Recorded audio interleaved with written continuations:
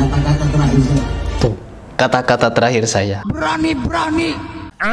bukan arad, alamin. لقد رضي الله عن المؤمنين إذ يبايعونك تحت الشجرة فعلم ما في قلوبهم فأنزل السكينة عليهم bukan عليهم arad, alamin. Di sini alamin, semesta alam, alamin, orang-orang sakit. الحمد لله رب العالمين. Nice. Fatal. الحمد لله رب العالمين. Baka sidi innaka hakariyadagahum magariyamakum. Kalimat Al-Quran dibaca ditabrak kemana-mana. Paseh kagak, hafal kagak, ngaku wali. Yang lucunya lagi disebutnya ahli hadis. Dia mengaku sebagai orang yang ahli hadis, bisa menghafal 100.000 hadis. Akan tetapi apa? Baca Quran aja masih belepotan. Kayak itu disebut wali. Wali apa? Wali halu. Gufron. Di video sebelumnya saya membahas tentang Miftah yang menyebut surat At-Taubah 89 ayat 89 ya teman-teman. Padahal yang dia bacakan 84. Dan di situ dia ini sebagai seorang yang sekarang tengah viral. Saya komparasi video dia dengan Wali Kutub yang sedikit-sedikit melihat Nabi, sedikit-sedikit melihat Nabi merem. Habis itu Berani-berani. terus melihat ke atas, seolah-olah Nabi melayang, teman-teman. Nabi hadir. Terus diem. Dia berceramah, sedang ceramah, lalu diem. Melek ke sana, Nabi hadir. Berani-berani. Terus dia juga memimpin tawaf, teman-teman. Ulama ini mimpin tawaf di kuburan yang katanya itu kuburan Nabi Hud. Tawaf. Assalamualaikum ala sayyidil mursalin.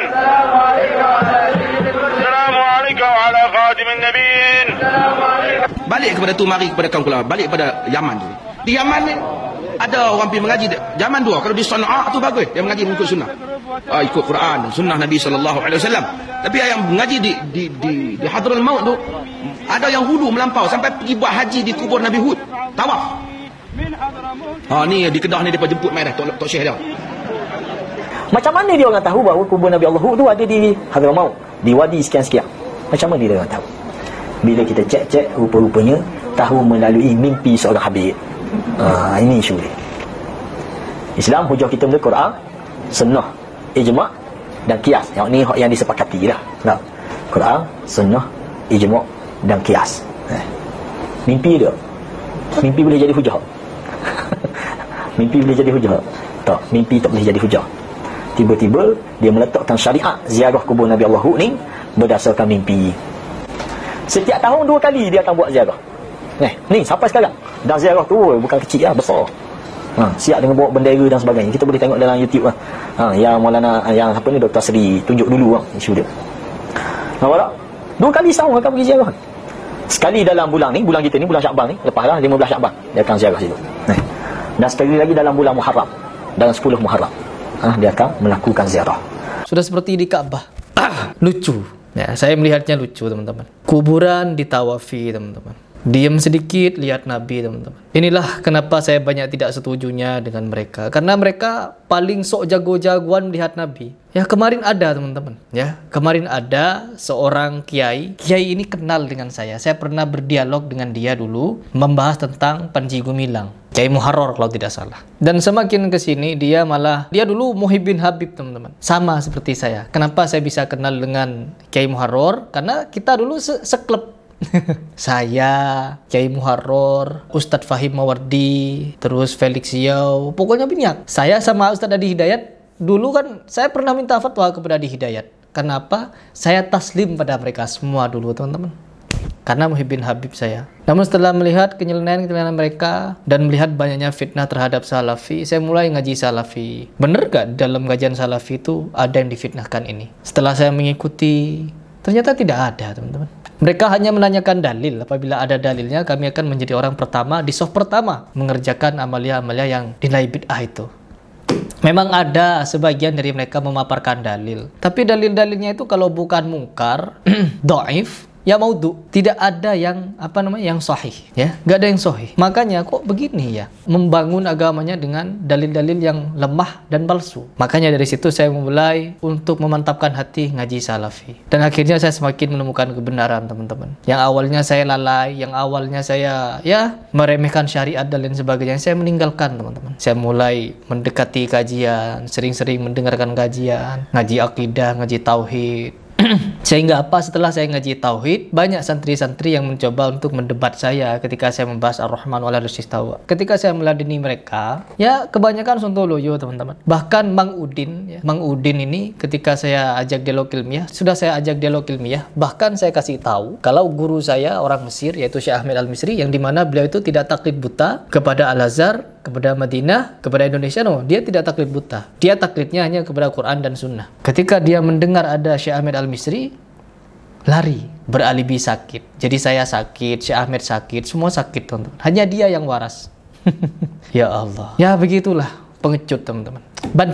Bancinya ahlu sunnah. Ketika saya memaparkan video dari Bib Umar, saya pun tidak takut dengan beliau. Kan diakui sama muhibbinnya. Muhibbinnya komentar di mana-mana. Ribuan muhibbinnya meyakini, teman-teman, meyakini bahwa Bib Umar itu menguasai ratusan ribu hadis. Katanya begitu. Saya juga siap untuk berapapun biayanya. Misalkan butuh biaya nih untuk mengadakan uji ilmiah. Orang hafidz Quran saja kan dites. Ada ujiannya untuk menjadi orang hafiz Quran. Begitupun dengan ahli hadis, teman-teman. Harus dites. Kalau memang bersedia, kita undang Habib Umar di suatu fakultas yang terkenal. Dudukkan Habib Umar di tengah dan ditanya oleh ulama. Diacak hadisnya, riwayatnya, matannya, perawi-perawinya siapa saja. Diacak, disilang-silang. Kira-kira dia tahu gak hadis itu derajatnya sahih, maudhu, bagaimana. Dan saya yakin 1.000.000% orang-orang yang mengatakan Bib Umar itu menguasai atau menghafal ratusan ribu hadis tidak akan mau untuk dilakukan tes. Bahkan Bib Umarnya pun tidak akan berani. Begitu. Sebagaimana Bib Bahar. Di sini saya akan membahas Bib Bahar, yang dimana Bib Bahar ini mengucapkan kalimat-kalimat terakhir, pesan-pesan terakhir, teman-teman. Nggak tahu saya beliau itu mau kemana, kenapa pesan-pesan terakhir. Tantangan saya saja belum dijawab, dia sudah bikin pesan-pesan terakhir. Ya Allah. Ditantang ribut datang, teman-teman. Tapi ditantang untuk dialog ilmiah takut, ya. Takut.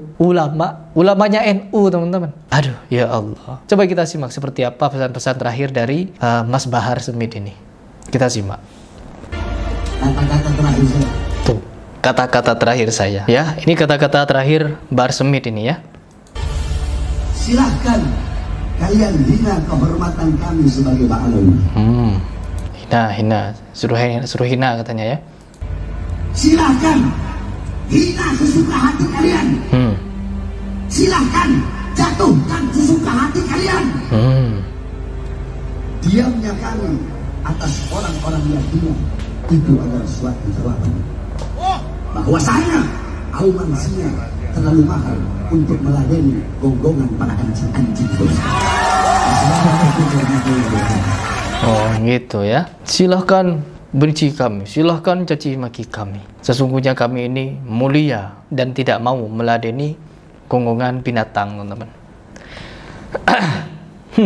Kami Ba'alawi, katanya, kami tidak mau meladeni kalian yang sedemikian rupa. Tapi mereka ini, teman-teman, ketika kita bahas kejelehannya, penyimpangannya, mereka tetap kekeh mengaku dirinya benar. Yang seperti ini saja mengaku benar. Makanya saya heran kenapa di Indonesia ini sangat mudah orang-orang seperti Habib-Habiban ini ya gampang untuk mendapatkan popularitas. Seperti Bahar Smith, seperti gampang gitu mendapatkan popularitas.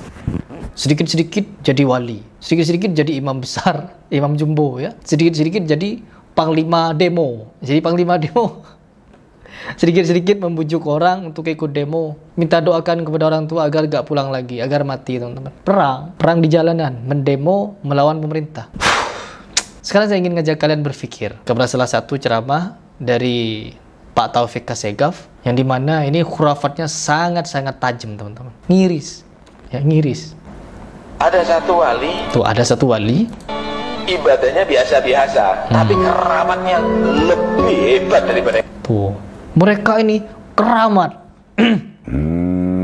Ceritanya keramat terus, teman-teman. Ya, Habib Badut keramat, tembus, gentengnya lobang, teman-teman, ditembus sama Habib. Terbang Habibnya. Yang satu lagi mecah diri jadi dua. Ya, Habibnya mecah diri jadi dua. Guru sekumpul mecah diri jadi kegebunsin pokoknya. Hebat mereka ini pokoknya. Keramat. Yang lainnya. Apa keramatnya wali? Apa keramatnya apa? Keramatnya wali ini kalau sudah sia support masuk surga. Support masuk surga. Sudah ada di surga, hilang sempatnya, keluar lagi. Loh, kalau dia sumpek teman-teman, ke surga teman-teman. Jadi setelah dia ke surga, hilang sumpet, pulang lagi ke dunia. Orang bisa masuk ke surga, pulang lagi ke dunia teman-teman. Ya karomah bibabil karom. Tuh, karomah keluar masuk surga teman-teman. Aduh. Ya Allah. Karomah keluar masuk surga. Bahkan junjungan para Habib ini katanya ketika dia ke surga, pulang-pulang bawa pasir teman-teman. Pasir dari surga dibawa. Karomah teman-teman. Dia bisa begitu. Hebat bener teman. Apa yang kamu bisa membuat begitu? Keluar masuk surga ya. Keluar masuk surga teman-teman. Bagaimana kita mau menganggap mereka ini benar-benar cucu Nabi Muhammad SAW? Sedangkan dari segi sikap, akhlak, amaliyah, bahkan doktrin-doktrin seperti ini yang sama sekali tidak pernah dicontohkan Nabi, mereka lakukan. Nggak tahu saya sekarang. Fitnah akhir zaman semakin kuat teman-teman. Memerangi penduduk Mekah Madinah semakin kuat. Fitnah kepada mereka semakin kuat. Ulama-ulama Mekah Madinah diserang habis-habisan. Kerjasama si Sufi dengan Syiah. Sesungguhnya Sufi itu jembatannya Syiah. Ada videonya. Sufi niru-niru Syiah. Banyak buktinya.